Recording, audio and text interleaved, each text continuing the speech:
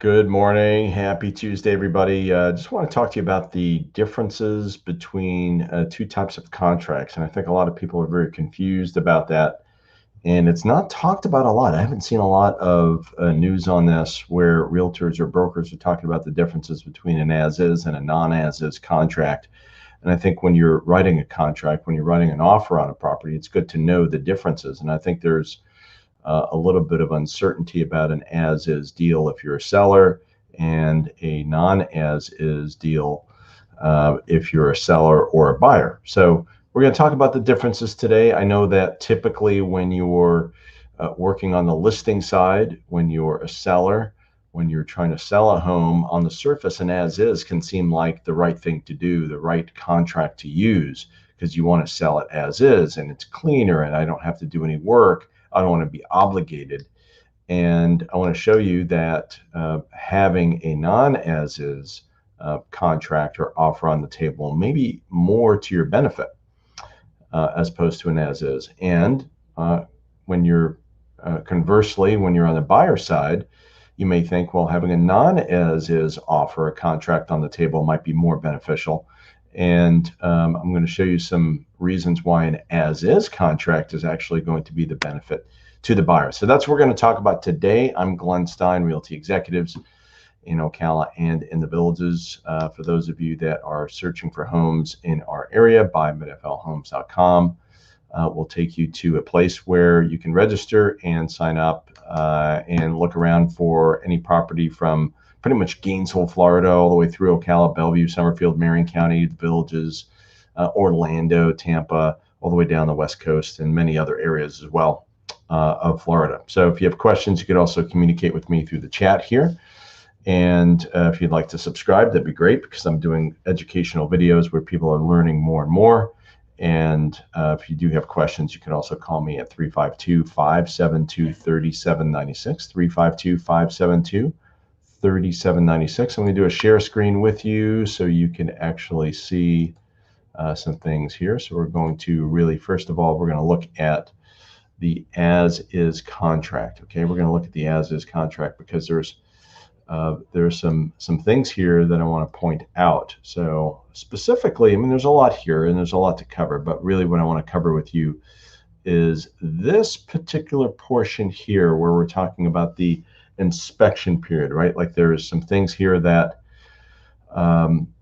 this is the main difference between the as-is and the FARBAR or non-as-is contracts, right, in Florida. So whether you're buying in Florida or or somewhere in our area, around Central Florida, just north of Orlando, this is terminology you want to be familiar with, and hopefully your realtor reviews this type of information with you so you understand the difference. Many brokerages are exclusively using the as-is, and I think in many cases the as-is favorable to the buyer because it allows them to, it gives a pretty big loophole for the buyer to get out of a contract if they don't like the inspection issues that may come up or not. It actually really doesn't matter what comes up. They can pretty much get out of the deal and have legal rights to their escrow for sure. So good for the buyer, not necessarily pro for the seller, but at the same time, you may think as a buyer, let me do an as-is because it's in favor of me, but it may not look and your offer, especially if you're in competing offer situations, may not be as attractive as a non-as-is contract. So you have to be, in this day and age, when we're in a seller's marketplace as we are, you want to put your best foot forward. So in this case, let's take a look at this. Let's talk about property inspections and right to cancel. This is the main point here where it says buyer shall have, in this case, it said 0 days, but you can, if left blank, 15. Of course, this is one of those negotiable items. After the effective date, this is your inspection period where you can do your termite inspection or home inspection.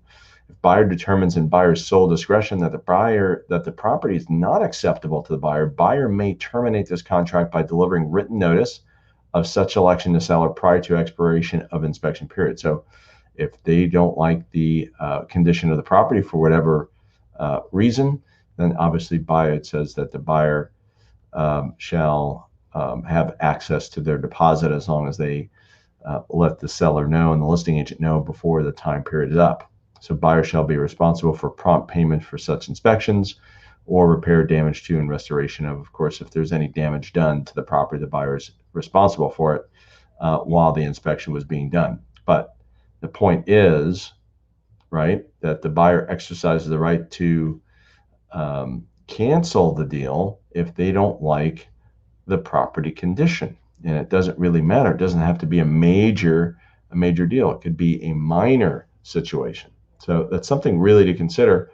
And understanding, I think the most important thing is understand what you're dealing with. Every case is going to be a little bit different.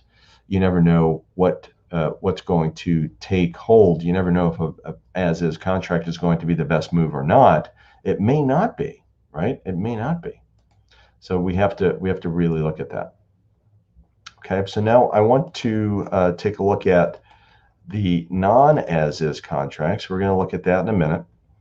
Okay, so let's pull that up. And if you guys have questions, of course, you can actually find me here on YouTube. You can actually put in the chat,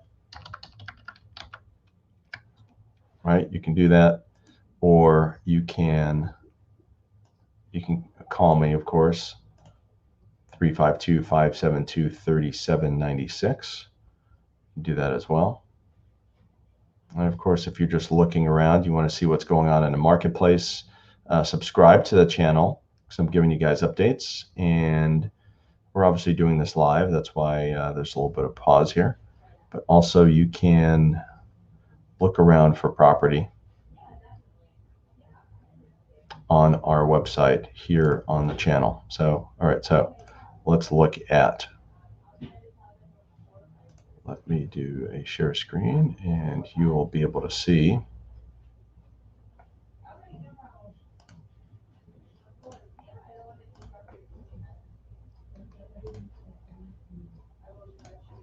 Let's look at this is the non-as-is, the FARBAR contract. I wanted to show you the differences.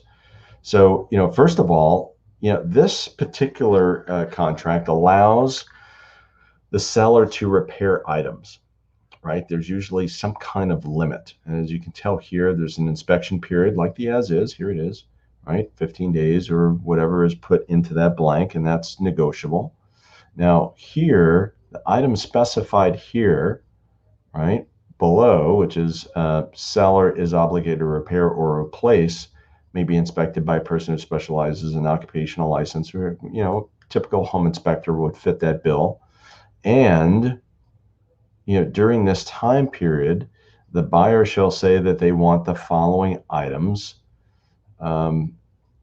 repaired, right? Like they're informing the seller of any general repair items that are not in the condition required by B2 below, which is the non-cosmetic items, the things that are supposed to be taken care of, that should be working but are now not working. All right, so repair items or replacement. This is what it's basically talking about here. Okay. And when we look down, when we look at the repair limits, which is actually up here, we passed that before. The repair limits here: closing cost, title insurance, municipal lien search. Seller shall pay the following amounts, percentage of the purchase price for the following costs and expenses, 1.5% in this particular agreement, and this is negotiable for general repair items, right? Home inspection repairs, 1.5% for WDO, wood destroying organisms, termite, mold, that type of thing, and of course municipal liens or permits, required building permits, 1.5% there. So, in this particular case, yes, the seller has the right to either say yay or nay on whether they're going to use this or not. But in this particular case, when you're saying 1.5% of each, let's take this example.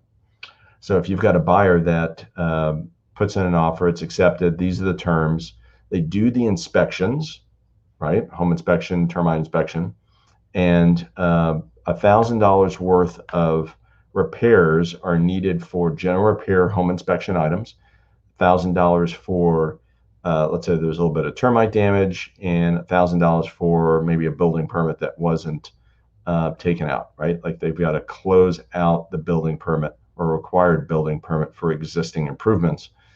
Then the seller is obligated to take care of those things up to each of those limits, $1,000 for each. 1,000, 1,000, 1,000 could be up to, well, in this case, in the scenario we've created, it's $3,000. In the event that it is over the 1.5%, let's say we're talking about a $300,000 home, and that would be the limits are $4,500 a piece. And let's say it goes all the way up to that limit, then obviously if we're talking about a home that needs a lot of repairs, then maybe we need to cap the repairs, the repair limit, right? We would probably limit that, but let's say it goes over the repair limit.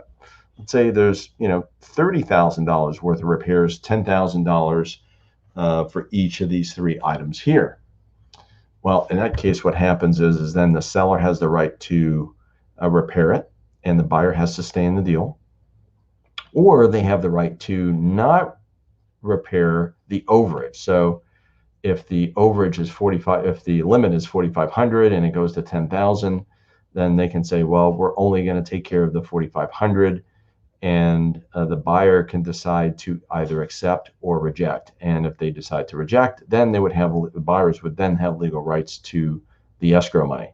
So there are differences, a little bit more complex here, but what happens, this is more in favor of the seller, because then the seller decides they can negotiate, first of all, the cap, these limits. They can limit the amounts to 500 apiece, so they can limit their liability. And on top of that, they can decide that if it does go over the limit, they can decide to take care of it and the buyers have to stay in the deal, or they can decide not to, and then the buyer would then have the right to either accept, okay, we'll move forward, or no, we're going to part ways, and then we are looking for a new buyer. So hopefully that makes sense. If you have questions, please connect.